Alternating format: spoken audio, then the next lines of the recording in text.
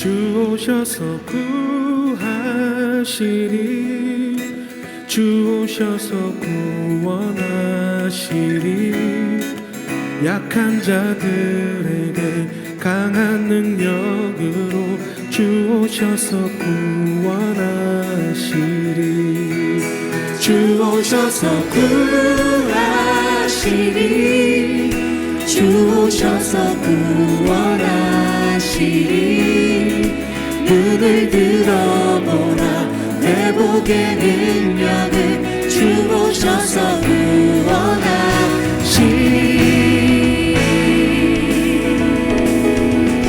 우리의 삶을 주관하시고 우리의 유일한 구원의 소망을 이루신 우리 능력의 주님께 크고 힘찬 박수와 영광의 함성 올려드립니다. 할렐루야.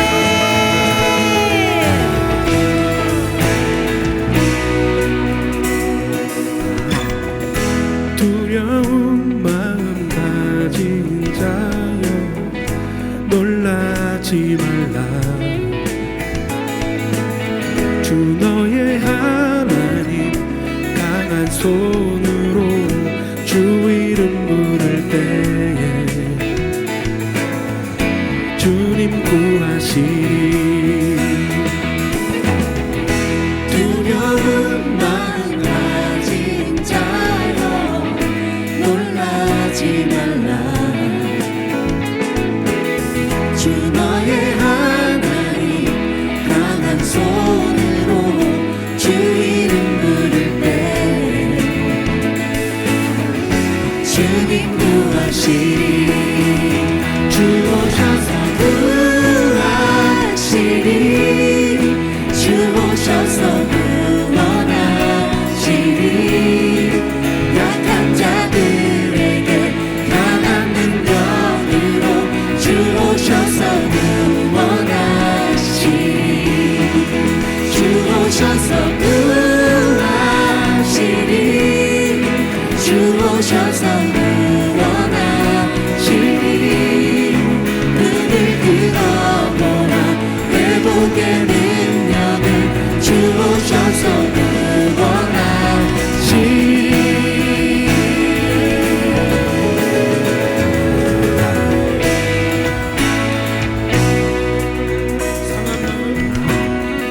상한 마음 가진 자여 낭만치 말라.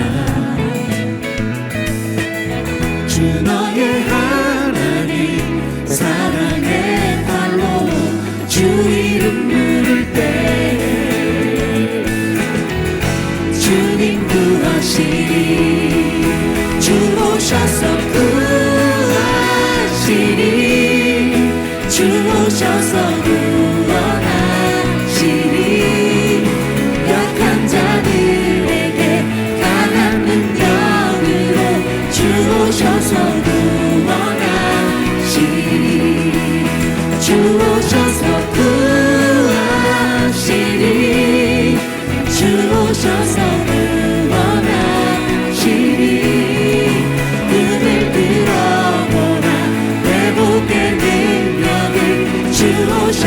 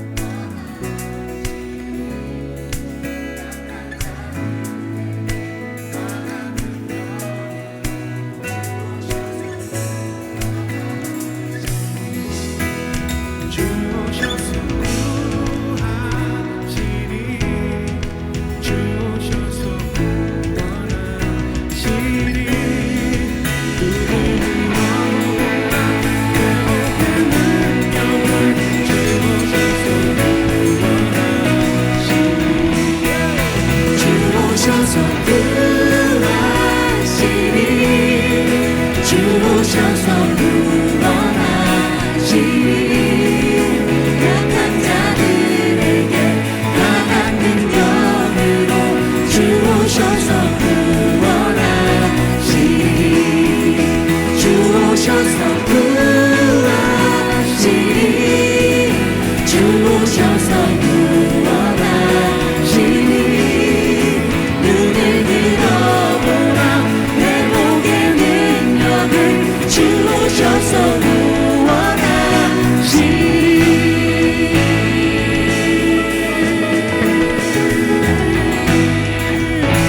영원한 능력의 소유자 우리 주님께 할렐루야. 자, 오늘 말씀은 왜 능력이 나타나지 않는가? 이런 제목으로 말씀을 나누겠습니다. 마가복음 9장 17절에서 29절입니다. 좀 깁니다만은 같이 한번 머리로 그려보면서 오감을 다해서 한번 읽어보도록 하겠습니다. 무리 중에 하나가 대답하되 선생님, 말 못하게 귀신 들린 내 아들을 선생님께 데려왔나이다. 귀신이 어디서든지 그를 잡으면 거꾸러져 거품을 흘리며 이를 갈며 그리고 파리해지는지라. 내가 선생님의 제자들에게 내쫓아달라 하였으나 그들이 능히 하지 못하더이다. 대답하여 이르시되 믿음이 없는 세대여, 내가 얼마나 너희와 함께 있으며 얼마나 너희에게 참으리요.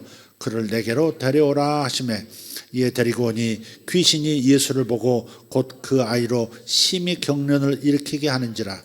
그가 땅에 엎드러져 구르며 거품을 흘리더라. 예수께서 그 아버지에게 물으시되 언제부터 이렇게 되었느냐 하시니 이르되 어릴 때부터니이다. 귀신이 그를 죽이려고 불과 물에 자주 던졌나이다. 그러나 무엇을 하실 수 있거든 우리를 불쌍히 여기사 도와주옵소서. 예수께서 이르시되 할 수 있거든이 무슨 말이냐. 믿는 자에게는 능히 하지 못할 일이 없느니라 하시니 곧 그 아이의 아버지가 소리를 질러 이르되 내가 믿나이다. 나의 믿음 없는 것을 도와주소서 하더라. 예수께서 무리가 달려와 모이는 것을 보시고 그 더러운 귀신을 꾸짖어 이르시되 말 못하고 못 듣는 귀신아, 내가 내게 명하노니 그 아이에게서 나오고 다시 들어가지 말라 하시매 귀신이 소리 지르며 아이로 심히 경련을 일으키게 하고 나가니 그 아이가 죽은 것 같이 되어 많은 사람이 말하기를 죽었다 하나 예수께서 그 손을 잡아 일으키시니 이에 일어서니라. 집에 들어가심에 제자들이 조용히 묻자오되 우리는 어찌하여 능히 그 귀신을 쫓아내지 못하였나이까. 이르시되 기도 외에 다른 것으로는 이런 종류가 나갈 수 없느니라 하시니라. 아멘. 아멘. 집에 귀신 들린 사람이 있으면 아멘 크게 하시기 바랍니다. 아멘. 두 분 있네. 낚였다. 네. 이 마가복음 9장을 보면요, 아주 신비한 사건이 하나 등장합니다. 이 본문 내용이 아닙니다. 네. 어느 날 예수님께서 제자들 중에서 베드로, 요한, 야고보 이 세 제자를 데리고 높은 산으로 가셨어요. 그게 변화산이라고 해요.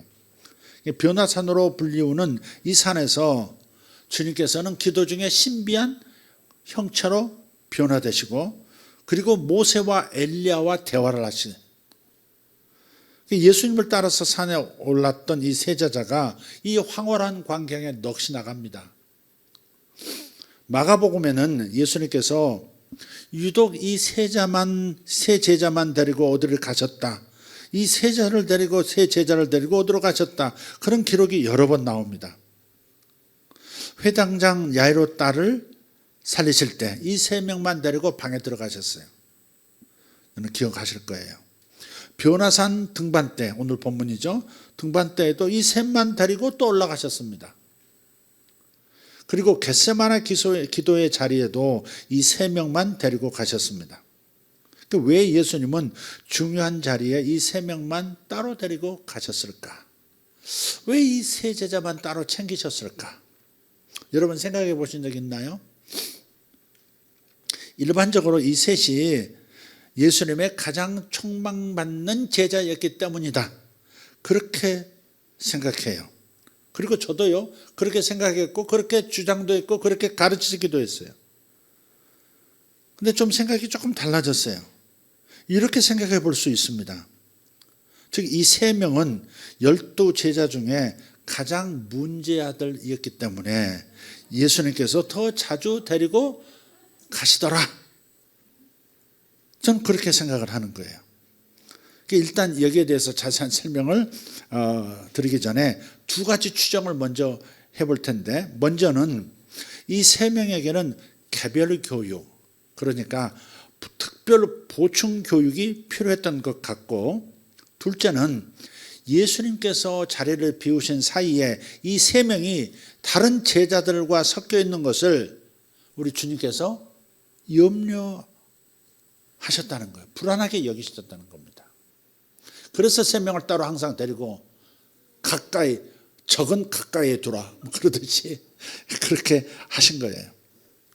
혹자는 이렇게 질문할 수 있어요. 그러면 왜 가룟 유다는 빼셨냐고. 제일 큰 문제인데. 하지만 유다는 성격이 좀 달라요. 가룟 유다는 다른 제자들과 분열을 일으키는 그런 스타일이 아니었습니다. 그저 혼자 조용히 금전사고 치던 스타일입니다. 이에 반해서 이 세 명, 베드로, 요한, 야고보는 모두 하나같이 교만하고요, 명예심이 많은 인물이었습니다. 마가복음에는 이에 대한 증거들이 아주 많이 있습니다. 마가하고 베드로 사도와는 굉장히 관계가 깊거든요. 그런데 베드로에 대해서 상당히 있는 그대로 정직하게 표현하는 저자입니다. 마가 선생 대단합니다. 마가복음 8장 27절 이하로 보면 베드로가 신앙 고백을 해요. 가이사랴 빌립보에서. 예수님은 주님이시고 살아계신 하나님의 아들이십니다 해가지고 100점 그렇게 마태복음이 그렇게 돼 있어요. 베드로의 그 신앙 고백 이후에 예수님께서 자신이 십자가에서 돌아가실 것을 가르치는 장면이 나와요. 그런데 주님께서 말씀을 마치시자마자 베드로가 갑자기 벌떡 일어나서 예수님을 붙들고 항변합니다. 마가복음 8장 32절을 보겠습니다. 드러내놓고 이 말씀을 하시니 베드로가 예수를 붙들고 항변하매, 개역판에는 간하매 그렇게 되어 있어요. 간하매. 근데 여기는 우리 개역 개정은 항변하매 이렇게 되어 있는데, 이 항변하매를 헬라어 원문으로는 에피티마오 그랬어요. 십자가에서 피튀기지 마오, 에피티마오 이렇게. 에피티마오라고 해요. 근데 에피티마오는 본래 꾸짖다 그런 의미예요. 꾸짖는다 그 말이에요. 그러니까 이 구절의 본 뜻은 뭐냐? 베드로가 예수님을 꾸짖었다는 거예요. 그리고 베드로가 예수님을 꾸짖었다고 보는 것이 더 확실한 이유가 그 다음 33절을 보면 알 수 있습니다. 32절을 읽었었죠. 33절, 예수께서 돌이키사 제자들을 보시며 베드로를 꾸짖어 이르시되 사탄아 내 뒤로 물러가라. 이 구절에서 예수님이 베드로를 꾸짖었다 이 말도 에피티마오라는 단어를 쓰고 있어요. 그러니까 마가 선생이 같은 단어를 쓴 것은 감히 건방지게 베드로가 주님을 꾸짖었다 이 사실을 독자들에게 강조하기 위함입니다. 예수님을 꾸짖던 베드로는 결국 예수님께 결국 반대로 사탄이라고 하는 준엄한 꾸지람을 받게 되죠. 그러니까 베드로가 얼마나 나서기를 좋아하고 교만한 인물이었는지를 충분히 짐작할 수 있습니다. 정확하게 오늘로 보면 상당히 심각한 태도였거든요. 예수님마저도 자기 마음에 안 들면 주님의 어깨를 붙잡고 흔들면서 함부로 입을 놀리던 자가 바로 베드로였던 거예요. 예수님을 붙잡고 항변했다 그랬는데 주님 그러지 마세요 이렇게 얘기한 게 아니라는 거죠. 그려지시죠? 주님 그러시면 아니 되옵니다 이런 게 아니다 이거예요. 왜 그딴 말을 하고 있느냐고 그러는 거죠. 우리를 뭘로 보고 여기까지 데려와 놓고 무슨 소리 하는 거냐고 그렇게 꾸짖는 거예요. 흔히 베드로를 예수님의 수제자다 그렇게 말을 하죠. 근데 이것은요 초대교회가 세워진 이후에나 가능한 표현이고요. 복음서 특히 지금 우리가 살펴보고 있는 이 마가복음에 등장하고 있는 베드로는요 예수님의 수제자, 베드로가 예수님의 수제자다라는 이 진술과는 거리가 먼 거예요. 마가복음의 여러 장면들에는 베드로가 수제자였다기보다 오히려 예수님의 마음에 염려와 불안을 많이 끼쳤던 존재로 나타납니다. 그래서 너희는 나를 누구라 하느냐 이렇게 예수님이 질문하셨을 때 마가복음에서는 마태복음하고는 조금 다르게 표현이 돼요. 주는 그리스도십니다 라고 베드로의 그 짤막한 대답만 기록하고요, 예수님께서 그에 대해서 칭찬하셨다 그런 말씀이, 그런 기록이 없어요. 오히려 베드로가 살벌하게 야단 맞는 장면, 그 장면만 강조해서 권리어 기록하고 있습니다. 자, 이것은 왜 그럴까? 베드로가 너무 위대한 인물로 비춰지지 않도록, 베드로가 너무 좋은 사람으로 비춰지지 않도록 하기 위한 마가복음의 의도입니다. 그런데 이런 베드로보다 3인족 가운데 나머지 두 사람, 야고보와 요한은 더 못 말리는 인물이었습니다. 형과 동생이죠. 어머니가 같아요. 형과 동생 사이인 이 두 형제는 베드로보다 더 많은 문제를 일으키려던 자들이었습니다. 마가복음은 이 두 형제의 교만한 모습을 아주 많이 묘사를 하고 있어요. 다음 구절을 보면 이해가 갈 거예요. 마가복음 9장 38절 39절 한번 읽어봅시다. 요한이 예수께 여짜오되 선생님, 우리를 따르지 않는 어떤 자가 주의 이름으로 귀신을 내쫓는 것을 우리가 보고 우리를 따르지 아니하므로 금하였나이다. 예수께서 이르시되 금하지 말라. 거기까지. 마음대로 덧붙이지 마세요. 방송실을. 내가 쓴 데까지만 딱 쓰세요.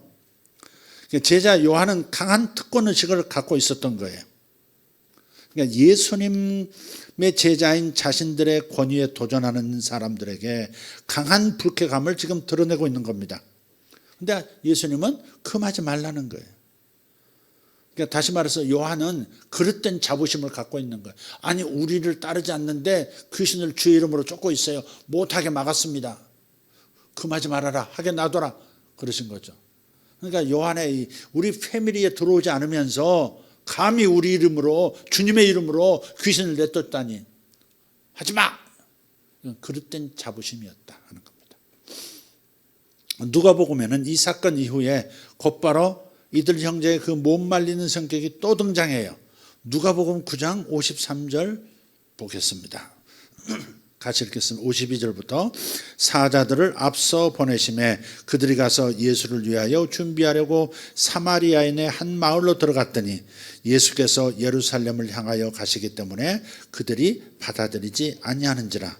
제자 야고보와 요한이 이를 보고 이르되 주여, 우리가 불을 명하여 하늘로부터 내려 저들을 멸하라 하기를 원하시나이까? 예수께서 돌아보시며 꾸짖으시고, 강한 자부심을 뛰어넘어서 잔혹함이 나오는 거예요. 그러니까 이 구절을 보면 이 두 형제가 엉뚱한 특권 의식도 있는가 하면 그걸 넘어서서 아주 잔인한 성격의 소유자이다는 것을 말해주는 거예요. 불을 내려 멸한다고 하는 것은 소돔과 고모라가 뒤집히는, 소돔과 고모라를 연상시키는, 요즘식으로 말을 하면 저 지역이 항복을 안 하니까 원자폭탄 하나 터뜨립시다. 그래서 소멸해 버립시다 라고 말하는 표현입니다. 자기들이 함부로 하늘에서 불을 명할 수 있다고 믿는 자만심도 좀 엉뚱하지만 예수님과 자신들을 안 받아들인다고 해서 마을 전체를 대량 살육해 버릴 마음을 품는 모습은 섬뜩한 거죠. 그럼 생각해 보세요. 저 마을 그냥 확 태워버립시다. 그런 얘기 아니에요.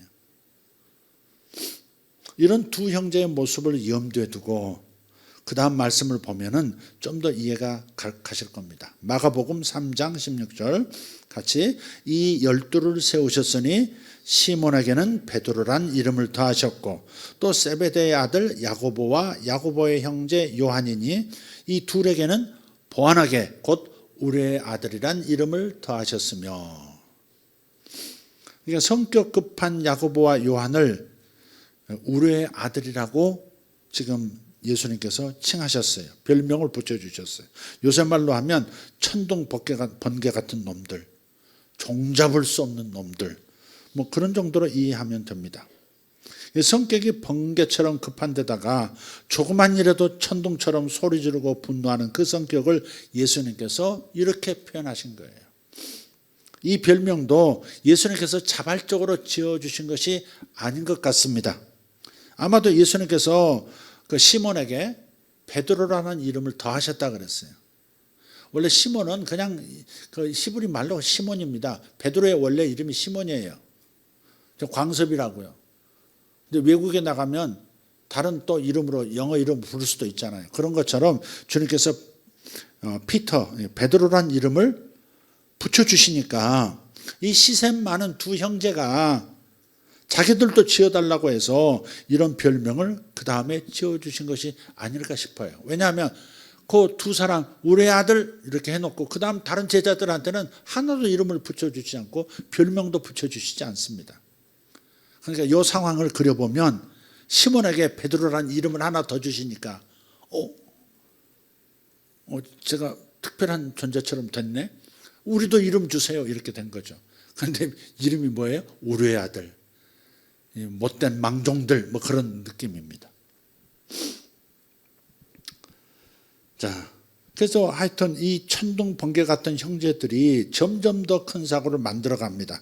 마가복음 10장 35절 세베대의 아들 야고보와 요한이 주께 나와 여짜오되 선생님이여 무엇이든지 우리가 구하는 바를 우리에게 하여 주시기를 원하옵나이다. 여짜오되 주의 영광 중에서 우리를 하나는 주의 우편에 하나는 좌편에 앉게 하여 주옵소서. 주님이 중심에 앉아 계시면 형제 하나 야고보 사도는 좌의정, 자신은 우정, 베드로는 싹 빼버린 거죠. 지금 그려지시죠. 베드로가 항상 이 3인방 중에서 이 형제 둘이서 베드로를 굉장히 경계하고 있는 거죠. 그래서 마가복음에는요, 아니 마태복음에는 예수님에게 그 좌의정 우의정 시켜주세요라고 청탁 넣은 것이 세베대의 아들의 어머니라고 나와요. 치맛바람 일으켜서 어머니까지 동원해서 우리 아들들을 주님의 왼편 오른편에 앉혀주세요. 이렇게 왕이 되시거든 우편 좌편에 앉게 해주세요. 이렇게 청탁 넣는 것으로 되어 있는데 이 마가복음에서는 야고보하고 요한이 직접 예수님께 청한 것으로 나옵니다.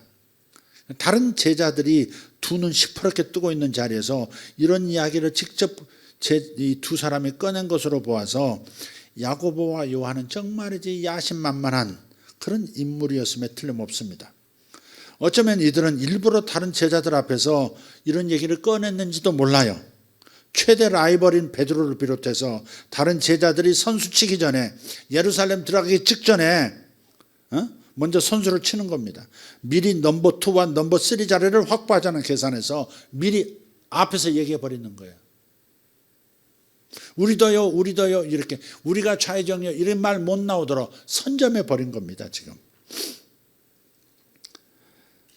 이런 당돌한 야고보와 요한에 대해서 제자들은 매우 황당해하면서 분개합니다. 마가복음 10장 41절 열 제자가 듣고 야고보와 요한에 대하여 화를 내거늘, 베드로도 포함 10명이죠. 화를 냈어요. 이상으로 보아서 야고보하고 요한은 12제자들 속에서 늘 더 높은 자리를 추구하고요, 분열과 갈등을 일으키던 존재였음이 분명합니다.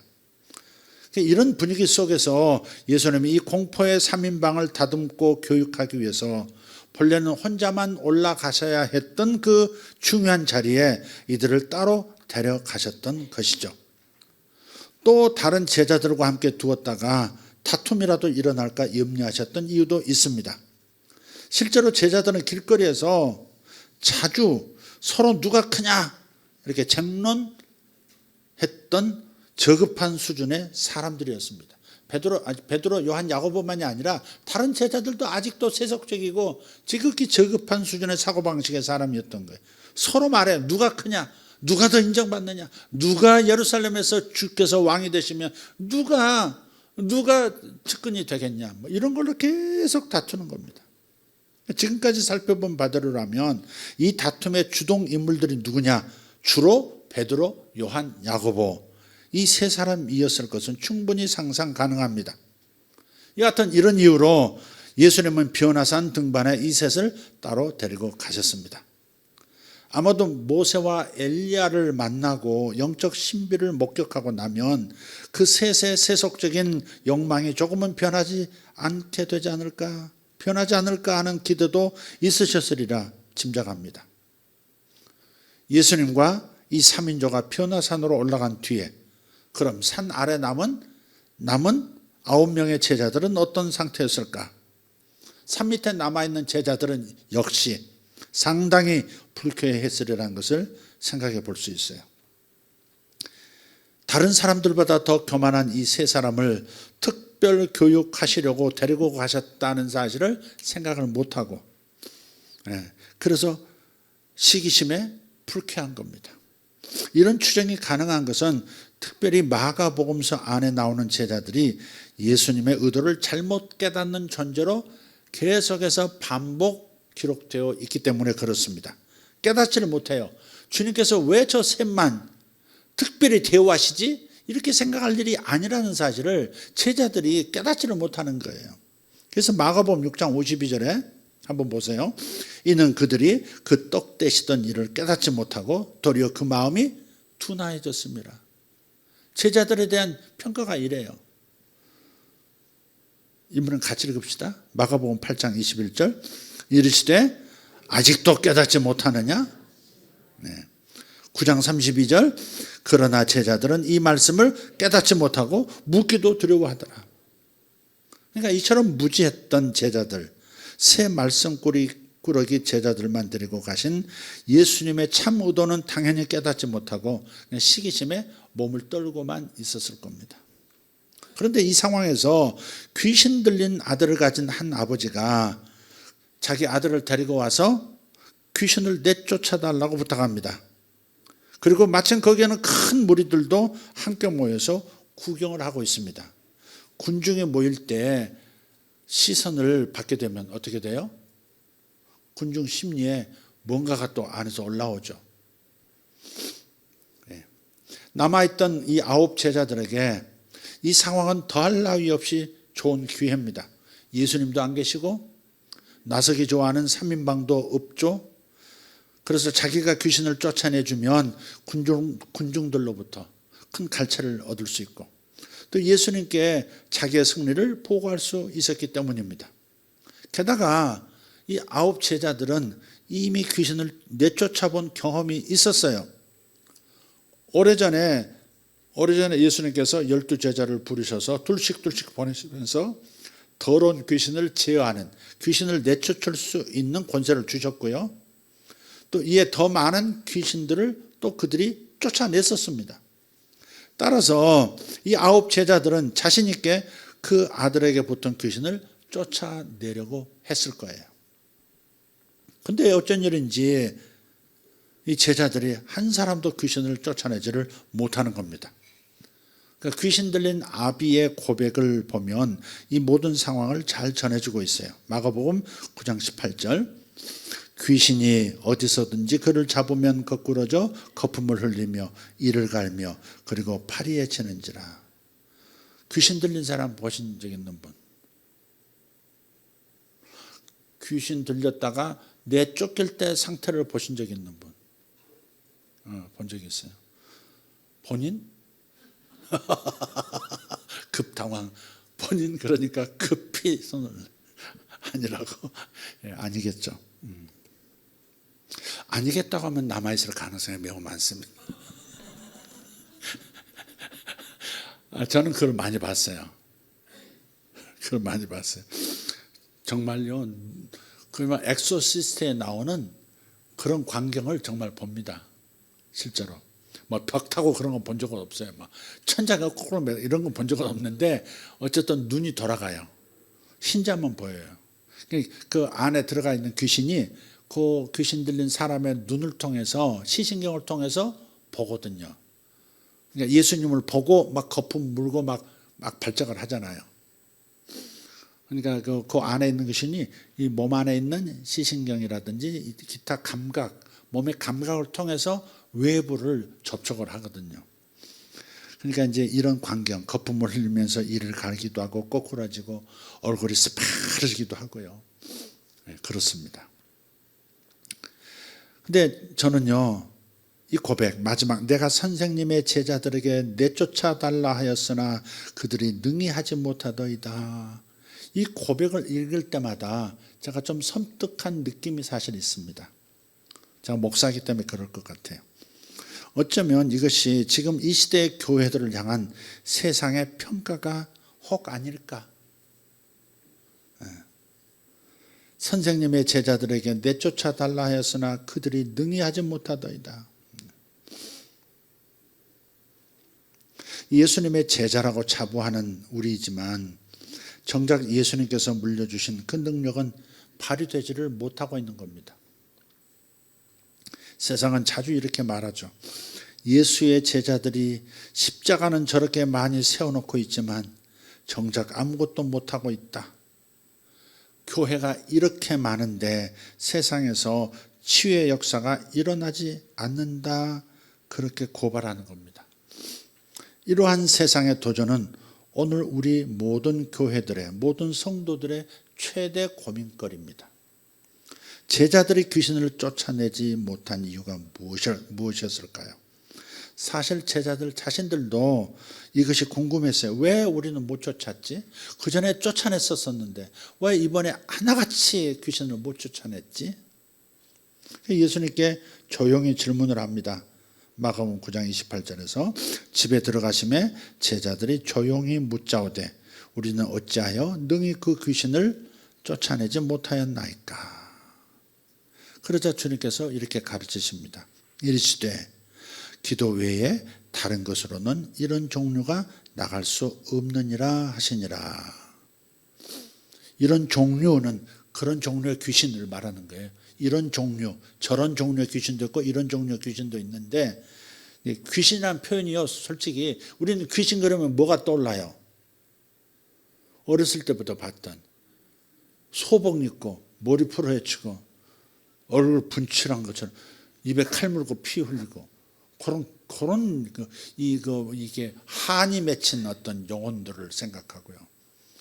요즘은 또 이제 여학생 교복 입은 이제 현대판 귀신도 가끔 나타나, 학교에 나타나고 막 그런 걸 연상하는데 원래 귀신이라는 표현으로 귀신으로 번역하면 좀 안 될 일이었거든요. 우리나라 사람들이 생각하는 귀신은 한을 품고 죽은 영혼들을 늘 생각하거든요. 그러니까 입에 칼 물고 나오는 여자 귀신이 있고 막 그러거든요. 귀신이라고 번역할 일이 아니고 그냥 이렇게 번역하는 게 맞았습니다. 악한 영 혹은 더러운 영. 예수님은 그렇게 실제 표현하시고 더러운 영 이렇게 표현하셨거든요. 거룩하지 않다 그 말이죠. 더러운 영 이렇게. 그 다음에 뭐라고요? 악한 영. 그냥 악한 영 이렇게 표현했으면 우리가 한국식으로 이렇게 귀신 그 한국 사람들이 생각하는 그 이미지로 성경을 읽지 않았을 텐데 그래서 조금 좀 아쉽긴 합니다. 어쨌든 이 이런 귀신은 이런 영은 이런 악한 영은 기도 외에 다른 곳으로는 나갈 수 없다 이렇게 말씀하셨어요. 이게 이 부분이 이제 우리에게 하이라이트가 되겠습니다. 우리는 이 마가복음 9장 29절 말씀을 흔히 기도의 위력을 가르치신 말씀이라고 받아들입니다. 기도의 위력을 가르치는 말씀입니다. 근데 하지만 이 말씀의 본뜻은 그것이 아니에요. 이 말씀은 능력 있는 기도의 본질에 대해서 말하고 있는 겁니다. 그래서 실제로 이 사건의 주인공은 따로 있어요. 예수님의 능력이 나타나도록 바르게 기도를 드린 것은 바로 귀신 들린 아이의 아버지였던 거예요. 여기서 우리가 배워야 되는 거예요. 귀신 들린 아이의 아버지가 주님의 능력이 나타나도록 올바른 기도를 들은 것이다라는 이 능력 있는 기도의 본질이 여기 나타나요. 9장 24절 곧 그 아이의 아버지가 소리를 질러 이르되 내가 믿나이다 나의 믿음 없는 것을 도와주소서 하더라. 그래서 이 아비가 드린 기도가 바로 예수님께서 29절에서 말씀하신 능력 있는 기도였던 거예요. 우리는 이 짧은 기도를 잘 분석해 봐야 합니다. 두 가지 상반된 내용이 여기 나와요. 등장해요. 먼저 그 아비는 자신에게 믿음이 없다, 그렇게 고백하고 있어요. 믿음이 없다. 나는 믿음이 없다. 네. 믿나이다. 나의 믿음 없는 것을 도와주소서. 믿음이 없어. 믿습니다 했는데 믿음이 없는 것 같아요. 자기 내면에 믿음이 없어요. 근데 이게 지금까지 살펴본 제자들의 태도와 비교해 보면 상당히 다른 거예요. 제자들은 자신들에게 무언가 특별한 것이 있다고 생각했어요. 베드로는 자신 있게 예수님을 꾸짖었고요. 야고보와 요한은 자신들이 하늘에서 불을 내려오게 할 수 있다고 믿을 만큼 자신만만했고요. 다른 9 제자들도 이전에 귀신을 내어 쫓던 자신감이 마음속에 넘치고 있었던 겁니다. 한마디로 요 12 제자들 전부가 자기들이 특별하다는 자부심을 가진 존재들이었다, 이렇게 정리할 수 있어요. 하지만 이 아이의 아버지는 제자들과 출발점이 다릅니다. 자신에게는 믿음이 없다고 고백하고 있어요. 어떤 면에서는 이런 고백은 요즘 교회에서 일종의 금기입니다. 우리는 앞다투어서 믿음이 있음을 은근히 드러내려고 합니다. 그래서 우리 신앙이 점점 더 가식적이 되어가고 있는지도 몰라요. 하지만 그 아비는 자신의 이 자신이 텅 빈 상태라는 것을, 그래서 스스로는 아무것도 할 수 없는 무능한 상태임을 고백하고 있습니다. 이게 기도의 본질에 접근된 자세인 거예요. 이게 자신은 믿음에 있어서 텅 빈 상태다. 아무것도 없다. nothing. 아무것도 할 수 없는, 스스로는 아무것도 할 수 없는 무력한 존재임을, 무력한 상태임을 고백하는 거예요. 그리고 바로 그 이유 때문에 철저히 주님께 맡기기로 선택한 거예요. 자신에게 믿음이 없다고 느꼈기 때문에 철저히 예수님께 의지하려고 하는 겁니다. 자기의 무능한 상태를 완전히 예수님께 맡기길 원했어요. 믿음 없음조차도 믿음이 없나이다 도와주소서, 믿음 없는 것을 도와주소서. 이렇게 한쪽은 믿음이 있어서 자신감으로 가득 찼다면 이 아이의 아버지는 믿음이 없으니 이 믿음 없는 나를 도와주세요. 전적으로 주님만 의지하고 있는 거예요.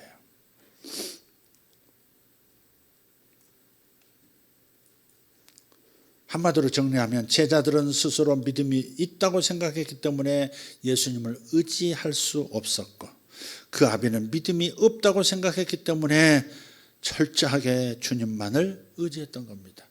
이게 중요한 본질입니다. 우리 모두가 깊이 생각해 볼 문제예요. 언제부턴가 자기의 혹은 자기 교회의 믿음과 능력을 자랑하는 분위기가 우리 모든 교회들 안에 너무 만연해 있습니다. 선의의 경쟁이 도를 넘어서서 자신들의 믿음만이 더 고급스럽고 참된 것이라고 주장하고, 말은 그렇게 하지 않지만 태도에서 우리들의 믿음이, 우리들의 신앙 모습이 더 고급스럽고 참된 것이라고 그렇게 무언에 시위를 하면서 연약해 보이는 타인을 쉽게 무시하는 분위기가 교회 안에 들어왔습니다. 제가 개척교회를 시작할 때 또 중간중간 교회를 옮기면서 또 이렇게 인테리어를 해야 했을 때 작은 우리 교회 공사를 하러 온 사람들 중에, 또는 이런저런 일로 찾아온 분들 중에 자신이 어느 큰 교회의 안수집사다, 나는 어느 교회의 장로다, 그렇게 하면서 교회를 부흥시키려면 이러저러한 목사가 되어야 한다 설교합니다. 개척교회 목사니까, 젊으니까 이러저러한 정신상태를 가져야 한다, 그리고 길게 설교하는 사람들도 가끔 있었습니다. 겉으로는 태연히 그들의 그 설교를 들어줬지만 사실 개척 초기에 그런 분들을 보면 적지 않은 스트레스가 있었습니다. 심지어 교회에 등록한 그런 분들 중에 등록한 분들도 있었고, 항상 조언하려고 애를 쓰고, 항상 이래야 된다 저래야 된다 영향을 끼치려고 하는 이들도 있었습니다. 우리 목회자들도 마찬가지입니다. 서로 자기들을 통해서 더 큰 능력과 은사가 나타난다는 주장들이 곳곳에 넘치고 있습니다. 우리 집회를 와보라. 근데 그런 말을 하면 사실 저도 그런 욕망이 한쪽에 있었고 은연중에 표현도 했다는 것이 생각나면서 부끄러워져요, 사실. 너무 보여주기. 능력은 실제로 없는데, 하나님의 임재는 없는데 있는 것처럼 뭔가를 만들어내야 되고, 그 생산한 것을 효력 있게 사람들이 받아들일 수 있도록 하기 위해서 여러 가지 기법들을 사용하고,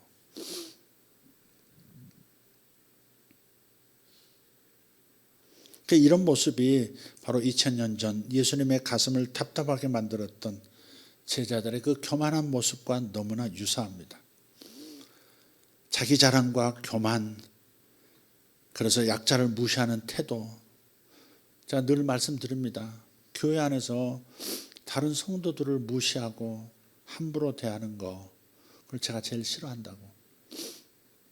저한테도 그런 모습이 숨어 있을 수는 있겠습니다만은, 성도들 부지 중에 뭔가 본인의 마음에 들지 않는 일이 생겼을 때 교만한 태도들이 나타날 때가 있거든요. 다른 성도들을 무시하는 겁니다. 얼마나 교만이 하늘을 치솟길래 저렇게 교회 안에서 내가 볼 때는 자신이 무릎 꿇고 두 손 빌어서 배워야 되겠구만. 자신이 더 올바르다, 자신이 더 믿는 바가 더 분명하다, 자신의 판단이 더 맞다 하면서 그런 이들이 간혹 나타날 때가 있었거든요, 과거에. 근데 그게 굉장히 가슴 아프게 다가옵니다, 저는. 그래서 다른 성도들을 무시하는 사람은 저도 부지 중에 무시합니다. 알라고. 그런 태도로는 우리 교회에서 신앙생활을 할 수 없다. 제가 그걸 보여줍니다. 고치든지, 못 견디면 스스로 탈퇴하든지. 그건 안 됩니다. 뭐 그런 것도 사실 뭐 이렇게 좀 곤란하긴 합니다만은, 어쨌든 성도들 사이에서 교만의 결과로 다른 사람을 무시하는 태도가 다반사로 나타난다면 우리 교회는 그럼 정말 무능력한 교회가 되는 겁니다. 그래서 이런 차원에서 우리 성경에 나오는 이 아버지가 드린 짧은 기도, 이 짧은 기도는 우리에게 정말 소중한 거예요. 일종의 헝그리 정신의 회복입니다. 믿나이다 했는데 무엇을 믿어야 되는지 어떻게 믿어야 하는지도 모르는, 믿음 없는 것을 도와주소서 이렇게 하는, 나는 아무것도 없습니다. 믿음에 관하여는 아무것도 없습니다. 주님 저를 도와주십시오. 이렇게 나가는 것이 주님께서 원하시는 진짜 믿음의 태도라는 것. 이 배고파하는, 이 목마른 상태의 자신을 고백하는 것, 이것이 정말 중요한 것이다. 교회는 이제 이 아비의 고백과 같은 자기 비움의 단계로 들어가야 합니다. 그래야 다시 기적이 일어날 것입니다. 자기 힘으로 뭔가를 할 수 있다고 믿는 교만한 인물들이 많아지면 그 공동체는 소모적인 경쟁, 그리고 시기심에 허덕이게 됩니다.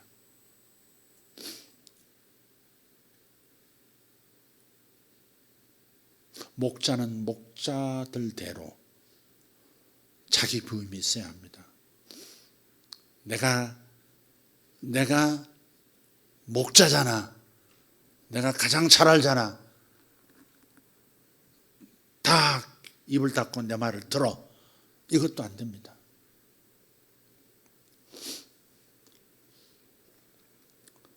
자신이 무익한 존재이고 가난하고 목마른 상태임을 깨닫고 고백하면 우리는 순간순간이 간절해지죠.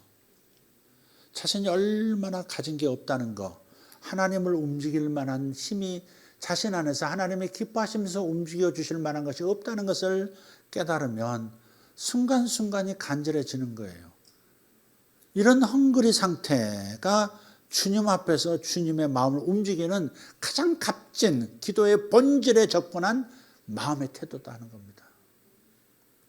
이것을 우리가 다시 회복하고 순간순간 그 마음으로 돌아가야 한다는 거예요.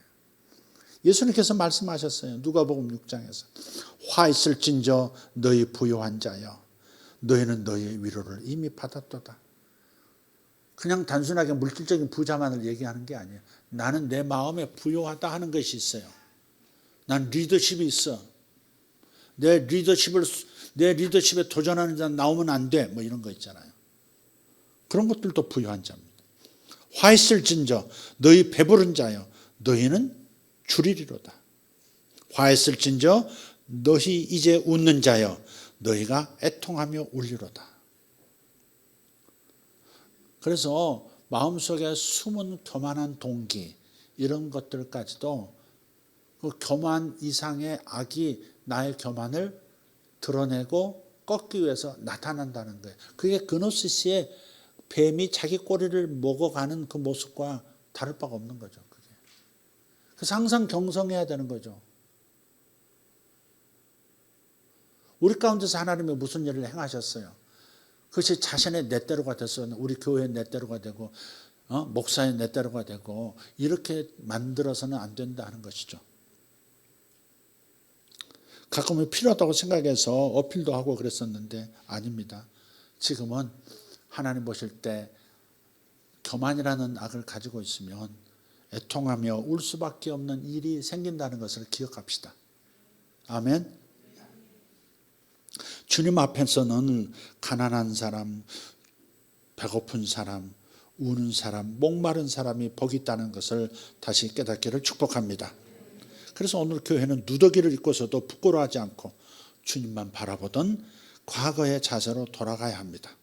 오직 주님이 도우실 때만 모든 것이 가능하다.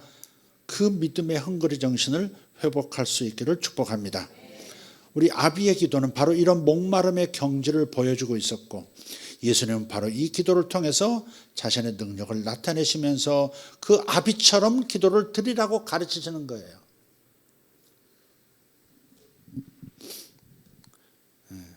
믿음이 없이는 이런 종류의 귀신을 쫓을 수 없다라고 한 이런 믿음은 바로 그 아비의 믿음이었던 거예요. 제자들이 가지고 있는 자신감이 아니었고 신령한 처음의 기억들이 아니었고 없나이다. 믿음이 없나이다. 내 믿음 없는 것을 도와주소서. 오직 주님만이 하실 수 있습니다. 라고 정말 자신을 주님 앞에 내던지는 그거. 그 모습으로 돌아가라고 말씀하시는 거예요. 그게 그 아비의 기도요. 주님께서 본받으라. 귀신을 쫓을 수 있는 믿음이 바로 이 믿음이다. 라고 가르치신 것이다. 그리고 조금 후에 이어서 이렇게 말씀하셨습니다. 마가복음 9장 35절 같이 읽습니다. 예수께서 앉으사 12제자를 불러서 이르시되 누구든지 첫째가 되고자 하면 뭇사람의 끝이 되며 뭇사람을 섬기는 자가 되어야 하리라. 아멘. 주님께서 첫째가 되고자 하는 마음을 부정하신 거 아니에요. 제자들이 야고보와 요한이 주님의 우편 좌편에 앉게 해주세요. 그것을 주님은 부정하지 않으셨어요. 너 틀려 먹었어 그 요청. 그렇게 말씀하지 않고 누구든지 섬기는 자가 누구든지 자신을 낮추는 자가 그 자리에 앉게 되리라 그러셨어요. 기억하시죠? 그렇습니다. 그래서 누구든지 첫째가 되고자 하거든 주님께 인정받는 예수님께 인정받는 하나님께 인정받는 첫째가 되고 싶습니다 하거든 끝자리로 가라는 거예요. 의도적으로 끝자리로 가고 끝에서 바닥에 섬기라는 거예요. 이런 그 이제 초보들이 있어요. 교회 등록을 했는데 등록하고 이제 아마 목장에서 부부끼리 이제 어디 식당을 갔어요. 세 가족이 왔다고 이제 숯불구이를 이제 대접하셨다고 이제 간 모양인데 또 이제 처음 오셨으니까 그 여자 되시는 분이 벌떡 일어나서 고기를 굽기 시작했습니다. 고기를 굽는데 우리 식구들을 이제 다 알죠. 제가 그 멤버들을 다 알아요. 아니 내가 그다음 얼른 앉아서 드세요. 우리가 굽게 이렇게 나서는데 아닙니다. 제가 하겠습니다. 해서 끝까지 고기를 굽은 거예요.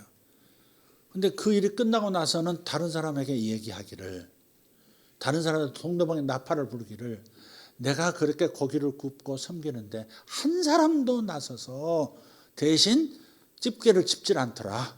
이렇게. 우리는 우리 식구들을 알거든요. 절대 그럴 사람들이 아니거든요.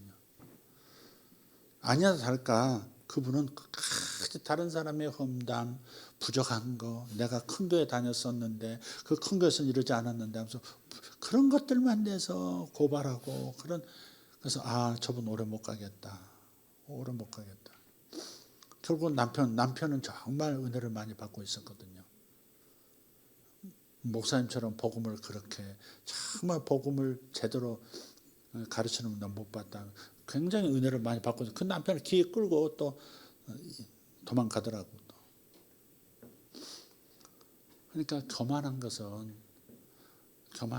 정말 하나님의 능력을 맛볼 수 없는 최악의 상태라는 걸 기억하고 다시 아버지처럼 믿나이다. 근데 믿음이 없네요. 어떻게 하면 좋습니까? 이 믿음 없는 것을 도와주세요. 그렇게 말할 수 있는 아버지의 기도로 다 같이 함께 돌아가도록 합시다. 줄인 마음, 배고픈 마음, 목마른 마음으로 하나님 앞에 주님 없이는 저는 제 스스로 아무것도 할 수 없습니다. 남에게 좋은 사람처럼 보이려고 몸부림은 하지만 그러나 이것이 다 허망한 것입니다. 주님, 저의 번성은 이거보다 더 형편없습니다. 어쩌면 좋습니까? 주님, 저를 도와주십시오. 이렇게 나가는 거죠. 자기의 그 배고픈 상태, 줄인 상태, 벌거벗은 상태, 눈먼 상태, 가난한 상태를 인정하고 라오디게아 교회처럼 그렇게 반응하지 말고 나는 부요한 자다. 나는 눈을 시퍼렇게 뜨고 있다. 아무도 내 눈 강제로 못 감긴다. 이런 태도 말고 저는 눈이 감겼습니다. 주님은 더 자신을 보라고 당신을 저에게 보여주시는데 제 눈이 감겨서 주님을 보지도 못하고 주님의 마음을 잘 깨닫지도 못하고 주님의 사랑을 잘 느끼지도 못하고 그래서 감사하지도 못하는 너무 연약한 상태입니다. 저는 너무 세속적입니다. 너무 세상에 끌리는 게 많습니다. 제 눈이 너무 산만합니다. 저는 다초점입니다. 싱글 아이즈, 초점이 주님만 바라보는 그 단일 초점이 제게는 없습니다. 주님 어찌하면 좋습니까? 이렇게 기도하는 아비의 기도로 돌아갑시다. 내가 믿음이 없는 상태라는 걸 고백하고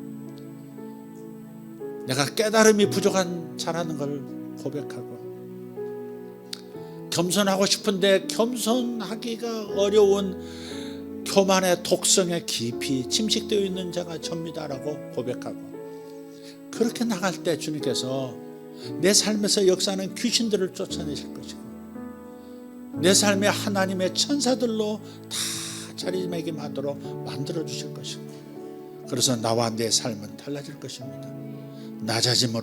낮아짐의 자리로 갑시다. 우린 모두는 주님이 인정하시는 첫째가 되고 싶은 거룩한 소망이 있습니다. 이건 거룩한 소망 맞습니다.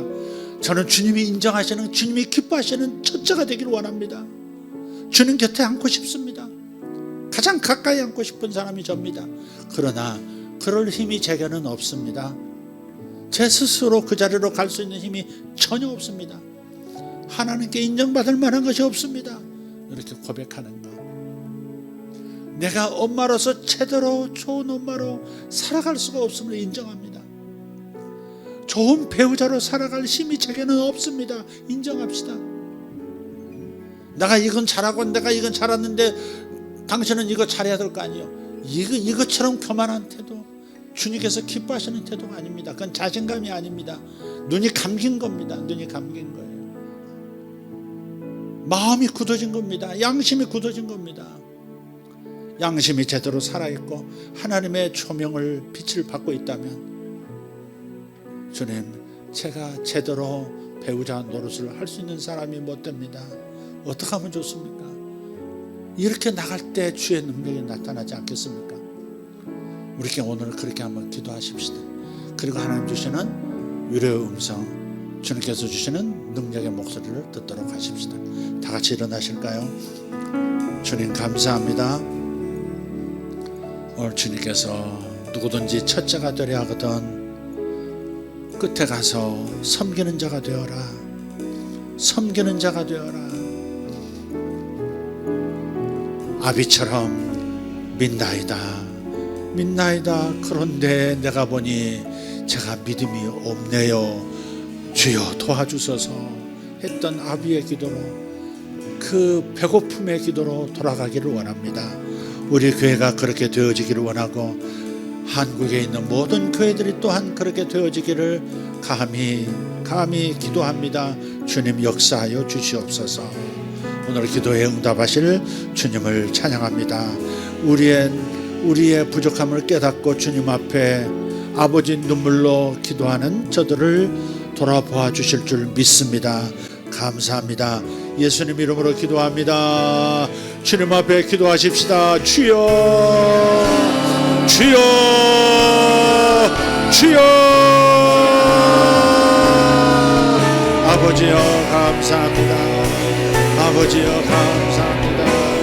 쇼마나 구로단자로 골라서 에럴라던드로달라바라카리안소 엔다르 도바라카리 온드로스 바살라이 안드로스 인샬로 다리 온드로스 바살라이 산드로스 엔다르 파르도마샤르 발라디 아라바스 부샬로 가르도마샬라 카리안소로 발라디 아라바스 부르가리오 손도로 디베르간드로스 바살라디 아라바스 인샬로 카리안드로스 바살라디 아라바스 우카르도 마샬로 다리안 손도로 티아라바스 우르바티아르도 마샬로 카리안드로스 바살라티 나라스 렌자로도로도 모다라티아라바티 아라바다리아스 우살라티아르보 산도로 티바라카리아스 미샬로 다리안드라시아르 가르온드로스 바살라티 아라바스 레자로딘드로 디베르간도로 디베르간라티 아라바스 레잘론다 드로도 마카리안 바라시 아라보테르보스 미샬로단드로스 바르살라시아. 주여 저의 믿음 없는 것을 도와주시옵소서. 아버지 하나님, 제가 하나님 항상 믿음으로 사역할 수 있고 믿음으로 다른 사람을 섬길 수 있도록 주님 도와주시옵소서. 제 안에 하나님 온전한 믿음이 없습니다. 제 안에 온전한 믿음이 없습니다. 온전한 믿음이 없습니다. 제 안에 주여 도와주시옵소서. 온전한 믿음으로 주 예수님께서 주시는 믿음으로 아버지 성도들을 섬기고 사람들을 섬기게 하여 주시옵소서. 제 안에 믿음이 부족합니다. 제 안에 믿음이 없나이다. 도와주시옵소서. 제 안에 치유의 믿음이 없나이다. 제 안에 하나님, 제 안에 주님의 마음을 아는 믿음이 없나이다. 주님의 뜻을 아는 믿음이 없나이다. 주여 저를 도와주시옵소서. 주여 저를 도와주시옵소서. 오가토모샤로다리오소 발라디아라바스. 주님 도와주시옵소서. 주님 아버지 하나님, 제가 그리하는 것을 용서하여 주시옵소서. 제가 그리하는 것을 용서하여 주시옵소서. 제가 하나님 온전히 거룩하지 않음을 주께서 하십니다. 주여, 주여, 주님만이 저를 세워주실 수 있습니다. 주님만이 저를 온전케 하실 수 있습니다. 주님만이 저를 온전케 하실 수 있습니다. 주님만이 저를 거룩하게 하실 수 있습니다. 주님만이 저를 의롭게 하실 수 있습니다. 주님만이 저를 의의 세계의 주인공이 되게 하실 수 있습니다. 아버지 하나님, 의의 나라의 주인공이 될 수 있도록 주께서 만드실 수 있나이다. 주님, 저의 힘으로 되지 않습니다. 저의 힘으로는 이룰 수 없습니다. 저의 힘으로 이룰 수 없습니다. 저의 힘으로 이룰 수 없습니다. 쇼바라가리 온도로스 바살라디아라바산도로 오가토모코레아 쇼르발라디오로보산관나르도 메샬라바디아 노드라디오로도 마샬로카리안 소바라디아라바시아라바디아.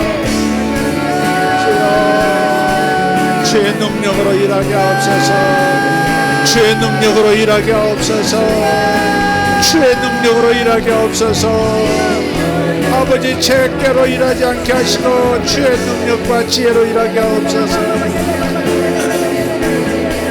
아버지, 저의 인간적인 꾀로 일하지 않게 하시고 오직 주님이 주시는 지식과 지혜로 오직 주님이 주시는 능력으로만 일하게 해주시옵소서.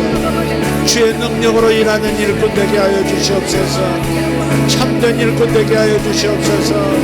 주여 컷만 남아있는 자가 되지 않게 하시고 하나님 주의 불이 속에 있게 하시고 주의 의의 불이 있게 하시고 주의 의의 지혜가 있게 하여 주시옵소서.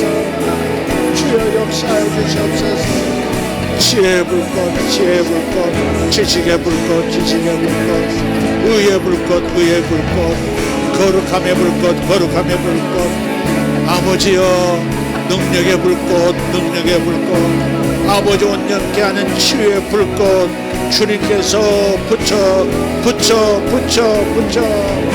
바카소바디아 마카리오 소바디아 오랄라디온 바라카리온 도로스마사 오랄라디오르도 마샬라리온 도로스마사 미샨노 단노 간도로 디베르카리아스.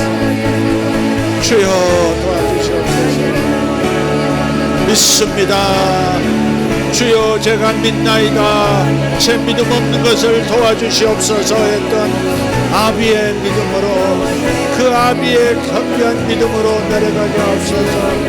도마리오 도마라카리아스 아르가리오 도말카리안더라 쇼랄라디오 라바라카리아 도로마시 요슈아 반다쇼라 가리온 소로발라티아 오샬로 다리안 솔라디아 라바스.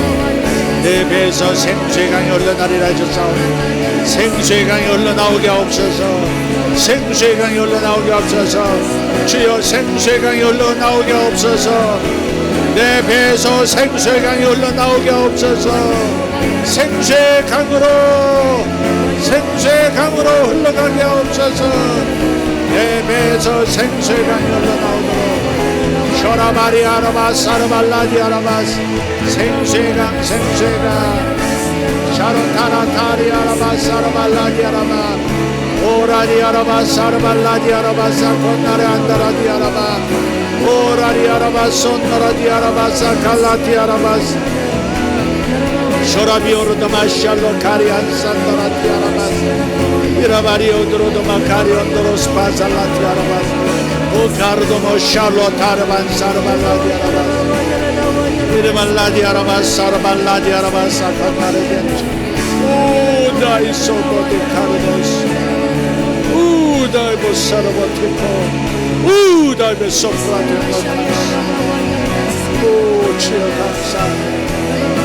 오 레티페리코스 오 레티페리코스 오 레티페리코스 마살데리오스 모살라디오 오 레티페리코스 예샤바타마카리아스 오 레티페리코스 두라티오로코스 알로티아 오 레스피솔라티아라바스 예수르모토마스 Ure piapambakas, ure biarosmasa, kure special atiarabas, ure diasmasa, entro di bericaso, erba sorba la erba la sorda mashala, era rara matata, era rara matata, era rara matata. Oh, shalom, shalom, shalom, shalom, shalom, shalom. Oh, le fiore savalati amas. Shalom, shalom. Gardo Dio spirito. Oh, shaya pati mokaras. Mashota capiara bo shalotarian savalati. 아르발라디 오로도마 샤르발라디아스 인사르디 아라바시 아라바. 주여 비움의 자리로 비움의 자리로 비움의 자리로 비워진 자리로 비워진 자리로 가게 하옵소서. 비워진 자리로 가게 하옵소서. 우리 모두 비워진 자리로 가게 하옵소서. 오렐리아 도로카스마사라티아리바 달라시 아라반달라시 오갈리 소로발라티 오로모사다 오카르도 마샬로 가리안 콘도로스 이샬로 가르모 샬로 마카리안 다라스 에바나마 카리안도로 드베르 소모